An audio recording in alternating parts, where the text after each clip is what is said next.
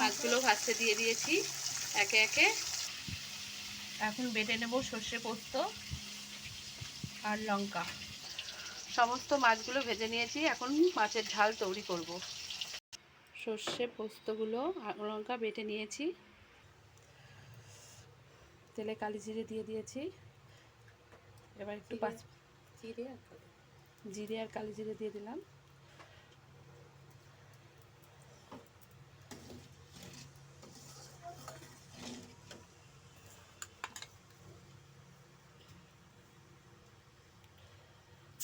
Tomato,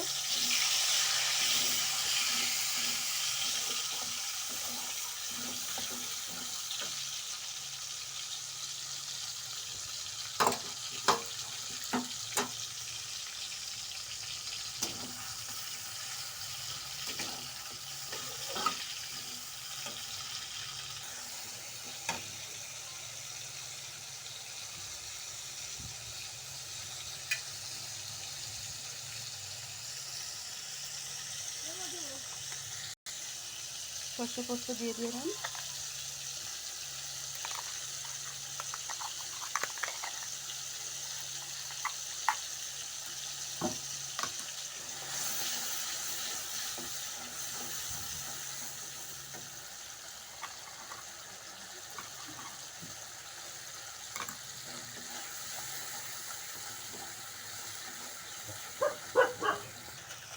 হলুদ,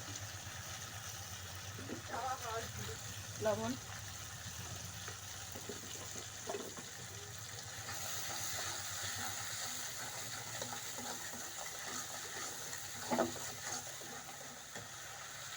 একটু ভাজা ভাজা হয়ে গেলে এবার আমি জল দিয়ে দেবো পরিমাণ মতো।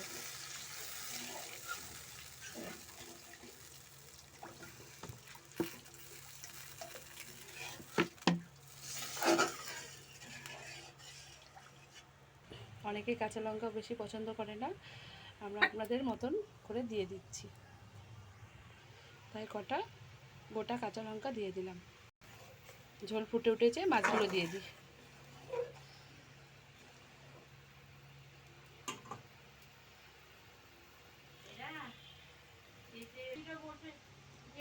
মাছগুলো দিয়ে দিয়েছি, ঝোলটা ফুটে গেলে নামিয়ে দেবো। স্বাদটা যাতে একটু ভালো হয় তার জন্য চিনি দিয়ে দিলাম। নামানোর আগে কাঁচা সর্ষের তেল দিয়ে দিলাম যাতে একটু স্বাদটা ভালো হয়, এর জন্য।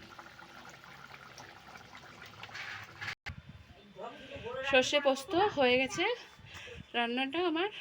আপনাদের যদি ভালো লেগে থাকে ভিডিওটি লাইক করে দেবেন, সাবস্ক্রাইব করে দেবেন, পাশে বেল বাটনটা ক্লিক করে দেবেন। এই গরমে রান্না করা খুব কষ্টকর হয়ে যায়, তবুও আমরা রান্নার ভিডিওর জন্য করতে